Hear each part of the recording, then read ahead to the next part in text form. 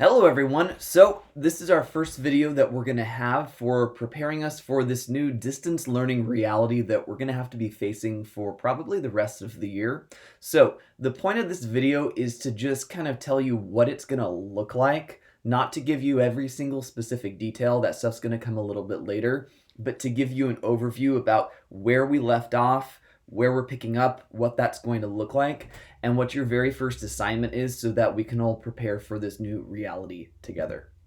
All right, so I thought I'd start by just giving you a general update of what I did over my COVID quarantine. It's not that interesting.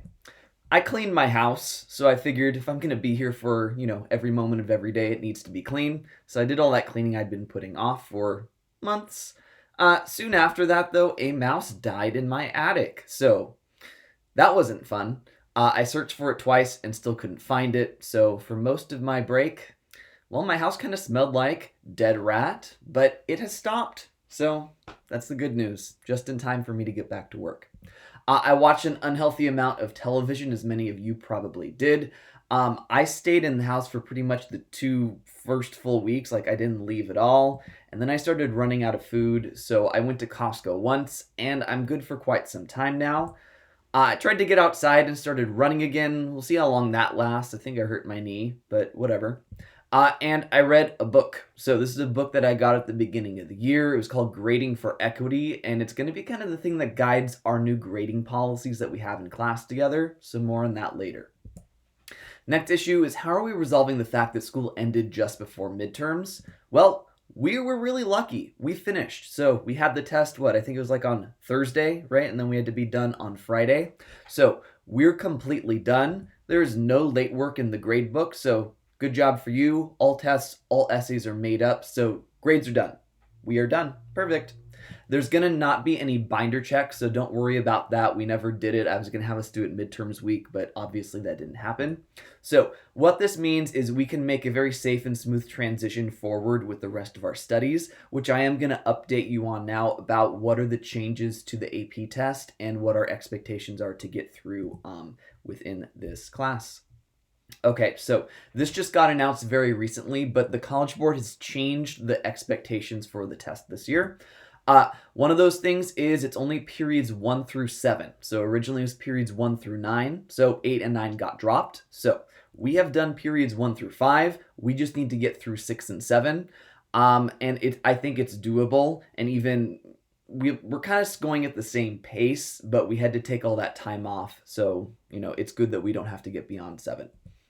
Here's the basics of how AP tests are going. You can look online for this stuff or contact Mrs. Stearman. School's kind of weird about everything, so they're not telling us to communicate too much to you right now, but this is what I can communicate, is that AP tests are still happening, but in an alternative setting. So number one, they will be taken at home on a device. So phone, tablet, computer, they will all work. The test itself will only be 2 hours and 45, only 45 minutes long. I was thinking of Head saying that, the test used to be, 3 hours something long. It's only 45 minutes long now. The only thing on there is a modified DBQ that has 5 documents instead of 7 with an altered rubric that I'll go over in just a minute. Most colleges, including CSUs and UCs, will accept these AP tests as if they were the same kind of credit as the other one. So there's no change there. But despite all that, to kind of allay your concerns, you can still cancel your test registration without the $40 penalty. I can't tell you how to do that, so get in contact with Mrs. Stearman. I don't handle any of that. Okay. Our general timeline for the rest of class is this. Now, these dates might change slightly, but I doubt they will. Period 6, remember my plan was we were going to start that and you're going to do it over this, break that we didn't know if it was going to last too long. And then I got told you can't assign people anything. So some of you started this work, you're on the right path. Otherwise, period 6, so all those videos on Edpuzzle that have already been assigned, April 6th, today, through April 20th. Period 7, April 21st through May 8th. And then that last week will be review, May 11th through May 14th. The AP test itself is going to be May 15th at 11 a.m. in the morning. So you see, basically the timing works out, what we needed to get through, but we still have work to do. So here's what the new AP test looks like. You're going to see that it shouldn't be too bad because it's really just doing stuff that we've already done. So usually DBQs are on a 7-point scale. It is now on a 10-point scale instead, and I'll explain the way that works. So thesis, context, and our QCC points are all still worth 1 point each. Absolutely nothing has changed about that at all. You just do exactly what we've been practicing from the beginning. Things that have changed. Document use and analysis. So I already told you that they're giving you 5 instead of 7 documents, and they're breaking up the points a little bit differently. So for document use, you get 1 point if you just use 2 of the documents. This used to be use 3 of the documents. They reduced it a little bit.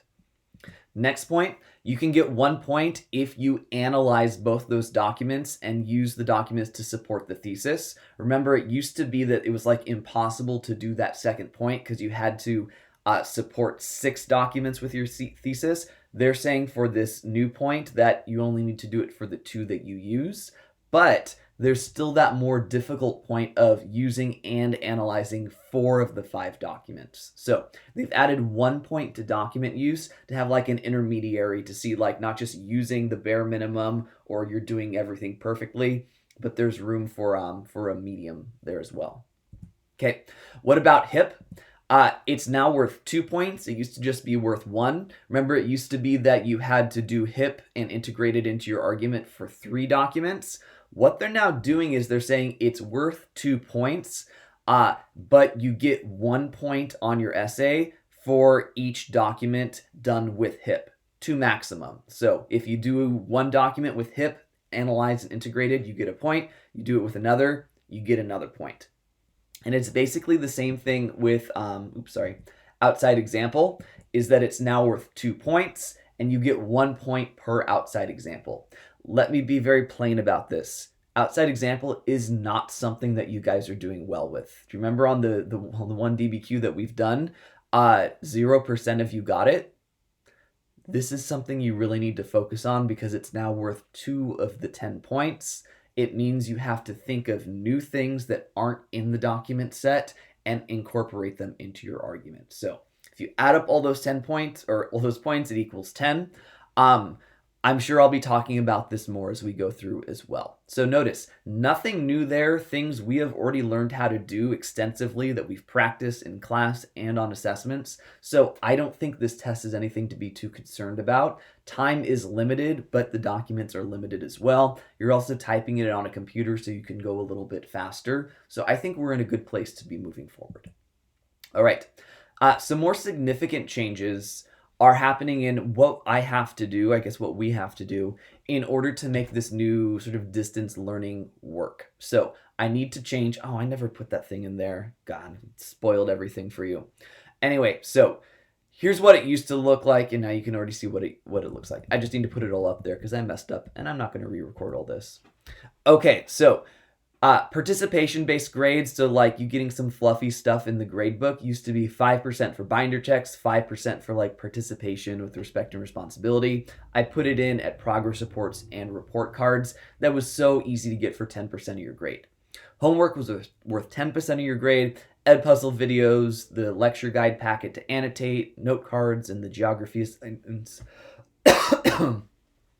Classwork, 10% of your total grade. Those are the things we started in class and you have to finish for homework. So skills-oriented assignments to practice the things for assessments. And, I just graded them for completion to see, did you do it or not? What we're in now is a situation where that daily stuff is very hard to monitor. You guys are in different contexts where it's not always fair to have something assigned daily and do the next day. It's just not going to work out. So here's our new reality. Participation grades, 0% of your grade.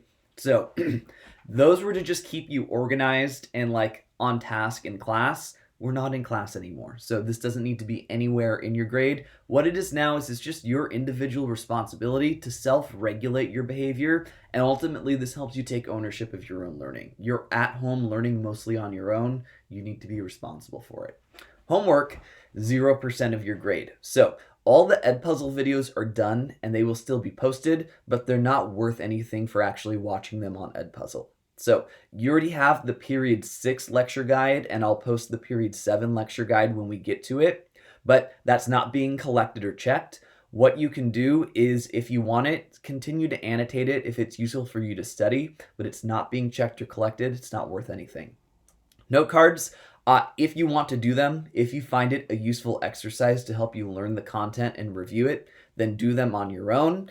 But again, they're not required, they're not worth anything in the gradebook, and classwork also worth 0% of your total grade. So these were all those things we were doing in class. They had skills integrated into them. All those skills are now going to be integrated into short assessments we're doing instead, because if you notice, suddenly 0% of your grade is completion based, 100% of your grade is going to be assessment based. So again, I flubbed it here, so I need to zoom it ahead. Okay, so old system, quizzes, 10% of your total grade. Remember, you had to take 2 of the Google Forms quizzes per unit, and we had the 1 Geochrona quiz per unit. You can look to the right, no more of those quizzes. That was to just make sure that you understood some of the content that's more memorization based, and to keep you practicing the skills at home. The skills-based stuff is now integrated into our new assessments. Geochrono is gone. It's not that it's not useful for knowing that stuff, but I just can't regulate how you do that anymore. Multiple choice used to be worth 24% of your total grade. You know what those tests look like. I curved the scores of the grade book, 35 to 55 questions. Well, with the new AP test that you guys are going to have to do, there's no more multiple choice, so there's absolutely no point in us doing it anymore. So that's gone. SAQs, same deal. They're not on the AP test anymore, so we're not practicing them. We're not going to do them at all. So they are now 0 part of your grade as well, which scares some of you because all you see left is LEQs and DBQs. They were worth about 1/4 of your grade before now. You can see what we used to do with them there. Basically, the skills involved in those are now worth 100% of your grade because that's 100% of what's going to be on the AP test. So what have I created to help us do this? Essentially, what's going to go on is that you've got, for period 6, 7 key concepts. You have 5 assignments for the unit. You choose which key concepts you practice those different skills on. Doing a thesis statement using a prompt based on one of those topics is worth 10%. Context, 10%. QCC, 10%. So QCC, it's one of the harder things, but you choose the evidence, whether it's document-based or whether it's just evidence that you sort of brainstorm on your own. Incorporating evidence and an analysis, that means that it's about setting up an example, describing it, and analyzing it in reference to a prompt. Notice that's worth 20%. It's worth a little bit more because on the rubric that we have for the new AP test, it is worth more on the rubric. So that way it's kind of proportional. And then notice incorporating documents and analysis of those documents is worth 50% of your grade. That's because that skill you have is worth 50% of that new modified DBQ rubric. So using documents, analyzing them with 2 possible points, and then 2 possible hit points as well. So 5 out of 10 points, so 50% of your grade. Now, notice 5 assignments for the whole unit. Really, those are assessments. Again, you choose which key concepts to do, and this is a new thing too. So in our new system, there's absolutely no extra credit, so please don't even ask because the answer is, what did I tell you at the beginning? The only way you can improve your grade in this class now is to revise your work. So you turn in the work. I have rubrics, brand new rubrics for each one that have detail on each of these skills. You go back and you revise your work based on my feedback. You resubmit it, I regrade it, and that's how you can increase your grade if your performance of those skills has improved. All right, so notice, homework is gone, classwork is gone, the work you do in assessments is still there, but realize that that doesn't mean that you can just do the assessment when you walk in because it's involving new content. So chances are with the system, you are going to have to watch the videos. Now, chart days, no more chart days. Those classwork assignments that helped you kind of process the content are there if you want to do them, if you need to do them. But if you feel responsible enough to sort of skip that step and jump into doing just the work with the thesis or the context, etc. instead, you can do that. And if it's bad, you can revise it. All right. So notice This lessens the load of homework and like just there's no busy work anymore. Absolutely zero. It's all based on your skills and demonstrating them, and that's why that's 100% of your grade. Right? If you want to blame something for this new system, you can blame that book, Grading for Equity, that I read over the break.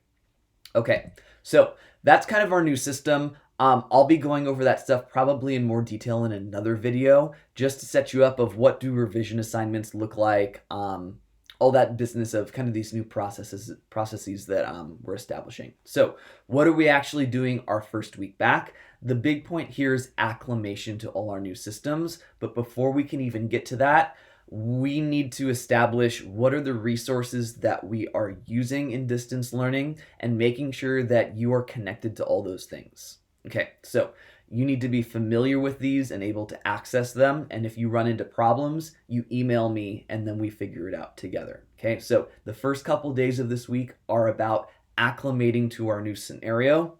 There'll be an assignment posted with directions on Google Classroom of all the things you need to check in on it. Here are the basic things that you need to check with. One is that you are checking your at vistausd.org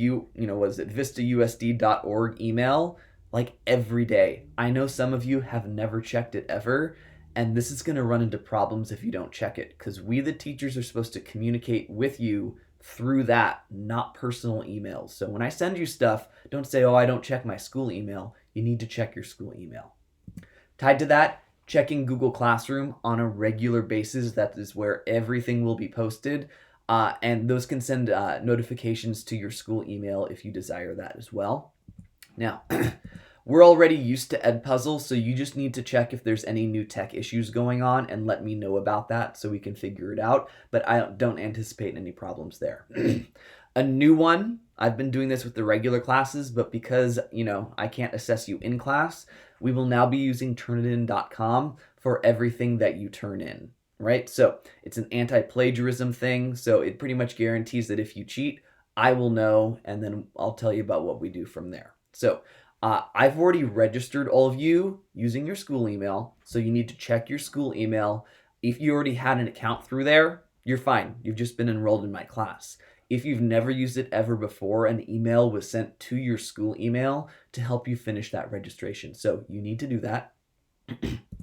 Next up, take the check-in survey that I posted on Google Classroom. I posted this like last week. A lot of you already did it, but I would like everyone to do it. So these are the general things you need to do. Directions will be on Google Classroom in greater detail though. Okay. Actually starting work, the plan is starting on Wednesday the 8th. So you've got a couple days to get kind of this acclimation done and then jumping in with period 6. Most of you have already watched this video. Thank you for getting a head start on it, because on Edpuzzle, of course, it tells me you already did it. And others have started later videos, but it's funny when I look at it, you can see like everyone did the first one and then it gets less and less. So you just need to know that we're getting going on this content. I have posted a distance learning guide for period 6 with, clear word here, suggested pacing and due dates. So remember, homework and classwork, it's not a thing. So I suggest how to pace yourself, but if you pace yourself differently, that's ultimately up to you to cover the content so you can do those new types of assessments that I have posted. All right, so that's the end of this video. Again, I'll be posting more to go over this.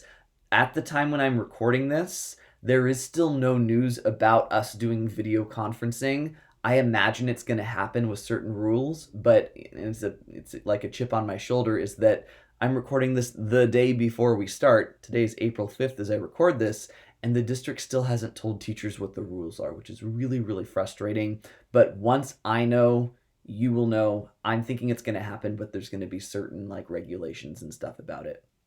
All right, folks, so if you have questions, please email me. I'm happy to answer them. If you've got specific questions about like the new syllabus and the new sort of system with standards-based grading and the assessments, I can do those, but I'm sure I'm going to make another video about that as well to explain it in greater detail.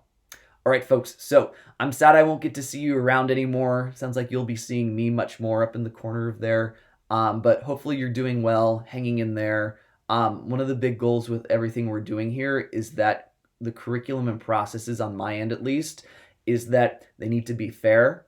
but they still need to be accurate in terms of seeing what your skills are. They need to be flexible and they need to be empathetic, right? So if something comes up and you feel that's not going on, then you complain to me. All right, you tell me what's going on and we'll figure something out because we are all in this together, to sound like a cliche, but we have to get out of it together as well. All right, folks. So keep checking your stuff. I'm sad I won't get to see you around, but I guess you'll see me around. Bye-bye.